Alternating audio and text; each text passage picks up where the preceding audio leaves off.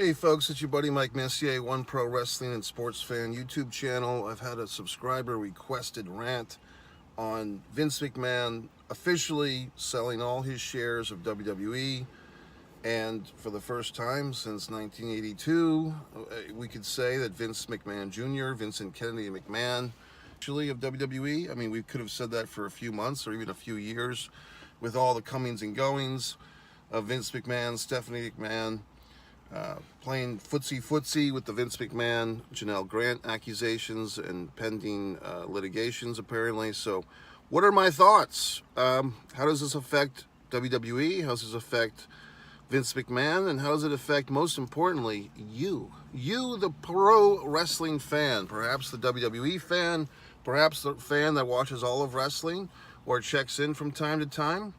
These are my thoughts. Ready? First, Vincent Kennedy McMahon, how it affects him. You know, we've seen people deep into age, you know, like in their later years. You can't count people out. I mean, I think it was Dan Rather just turned 92 years old, and he's still very prominent and still very articulate. This is the newscaster. There are people that go past 100 and they're still contributing. I mean, I've heard stories of somebody I know was saying that their grandmother still drives in her hundreds. She still drives your car past age 100. So, you know, hey, look, it's fascinating.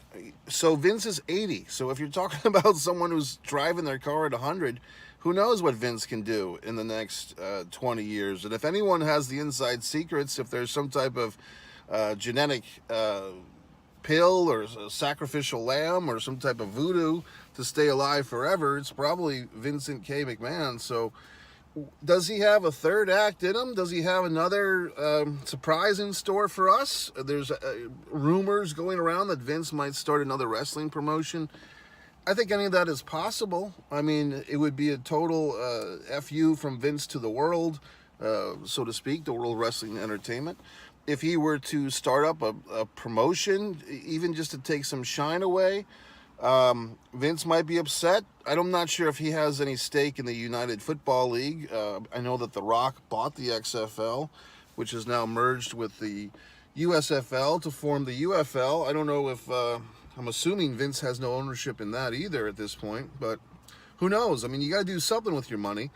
And I don't think Vincent Kennedy McMahon is the type to just give all his money to charity or give it to his children or his grandchildren. He probably is a spiteful guy, and he probably will do something big or attempt to.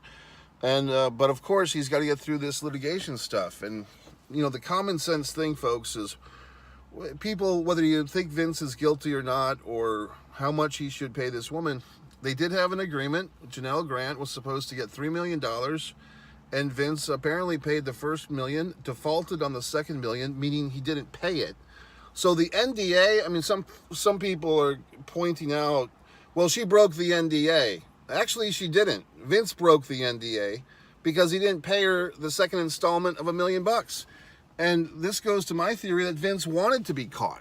Vince wanted people to know about this. In the secret crevices of his mind, Vincent Kennedy McMahon is a sick person, a sick individual, and he wants people to know how depraved he is. And he's a child that was abused. If you read the interviews that he did himself, apparently he was sexually abused as a child. Scott Hall talks about how Vince told him about that.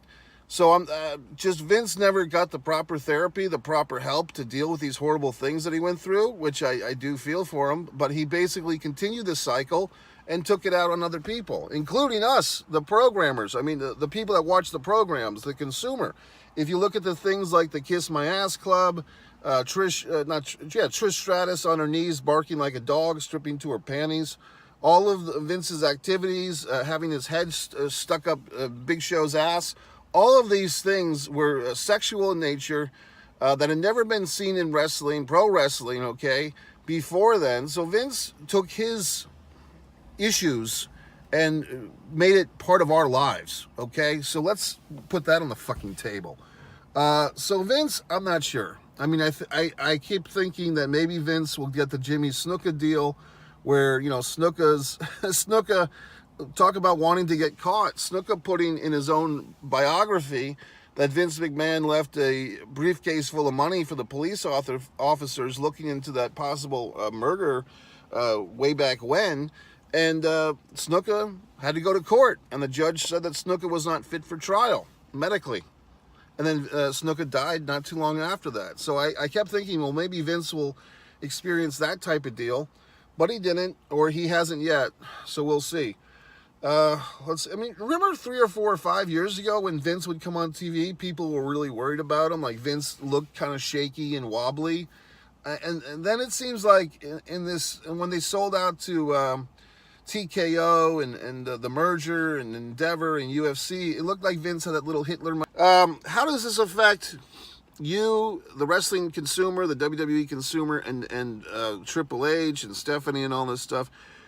I'm going to quote the famous Who song. You saw the song, you heard the song in the movie Top Gun Maverick. It's been used in commercials. It's a classic song. Meet the new boss, same as the old boss. We won't get fooled again. I mean, just that's the song of the day, folks, for WWE. If you watch, I watched WrestleMania this past year, Hall of Fame Friday night, first inductee Paul Heyman, and you would think it was the induction of godhood for Paul Levesque. You know, Paul Heyman just putting over Paul Levesque, good-naturedly teasing Stephanie McMahon.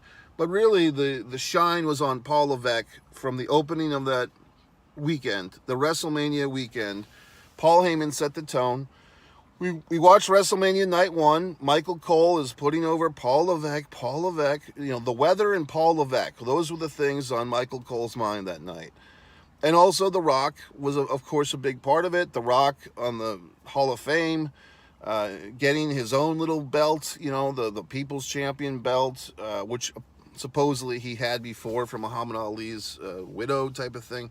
So basically we had, the whole weekend was, and of course, the third and final night, or the second night, Rock winning the match, getting the pin over Cody Rhodes for his team. And then the next night, we don't see The Rock. Well, we do see The Rock in the ring interfering from Roman Reigns, but we see Cody Rhodes winning the title, and you think this would be the Cody Rhodes moment. He did have his wife. They brought out Brandy Rhodes for that. They didn't bring his dog out, at least not that I saw, Pharaoh the magical dog. But the shine, once again, Cody Rhodes' victory speech, I want to thank 2 people. I've never seen this before. An Oscar speech right after you win the WWE title. He wants to thank Paul Levesque and Bruce Pritchard.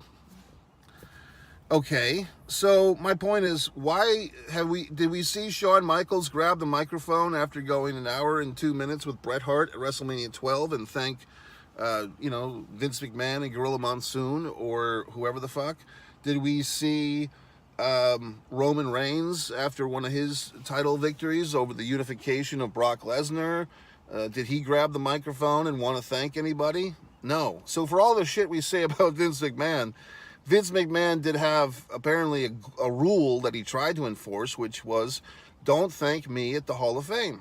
And most wrestlers, ironically enough, except for DX, Triple H in that crew, honored that. They didn't thank Vince, you know, and I think Flair might have bent that rule or broken that rule, but for the most part, the not so secret was don't thank Vince at the Hall of Fame. Well, look at Paul Heyman thanking Paul Levesque up and down.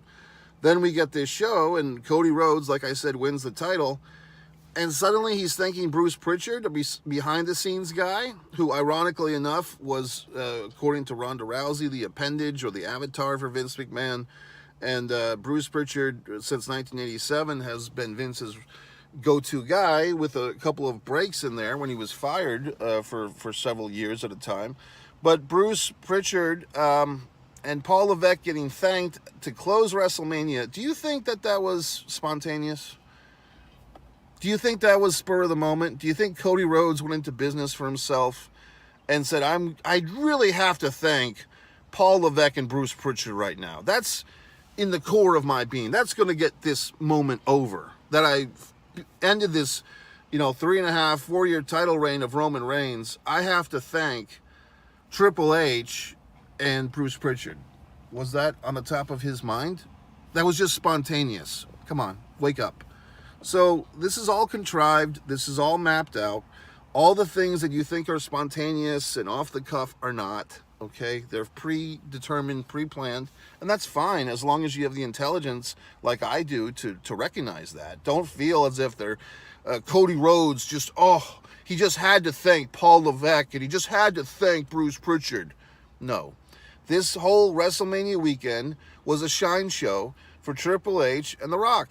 And then, I happened to catch SmackDown a few weeks later, and they were presenting these tag team belts. Triple H and Nick Aldis. And why isn't Nick Aldis wrestling yet, by the way? They're presenting these tag team belts on SmackDown to whoever the fuck they are, the heel guys. And the heel guys are making fun of Triple H. And then Nick Aldis steps in and says, if you ever give him a hard time again, you're going to have to answer to me. So once again, it's now Nick Aldis is getting in on the act. This is what I've hated about WWE specifically, but also a lot of wrestling for 20 years now, and Eric Bischoff started it. These heel authority figures or even babyface authority figures, and the wrestlers are acting like children to placate to these authority figures. And I'm sorry, but having grown up and watched Ric Flair and the Four Horsemen and feuding with Dusty Rhodes, there was very little presence of any type of authority figure. Occasionally you'd have Bob Geigel or Jim Crockett Jr. jump in the mix. But for the most part, it was the wrestlers. Guess what? The wrestlers were the authority figures. The world champion with that 10 pounds of gold or whatever title he had, that was the authority as a pro wrestling fan. For 20 years, the younger fans have grown up with these authority figures as these daddy figures. And I'm sorry, it's not entertaining to me. It's not entertaining to me to give a flying shit who is the general manager of SmackDown. Oh boy, Teddy Long's going to call for a tag team match with The Undertaker. Oh, Jiminy shit on a stick. It's not fucking entertaining, folks. So people that get all excited are all moist in their panties about who's going to be the commissioner of the women's division on TNA, the knockout women's division. Mickey James is going to come in, or fucking Karen Jarrett's going to come in and clean up the division. Who gives a flying fuck? It's really childish and stupid if you think about it. But any fucking way, let's move on. So my point is this, folks. The Castle thing, the Clash of the Castle, Glasgow, Scotland, Drew McIntyre. Hopefully he can appear at it. Apparently he's working through an injury. Good for him.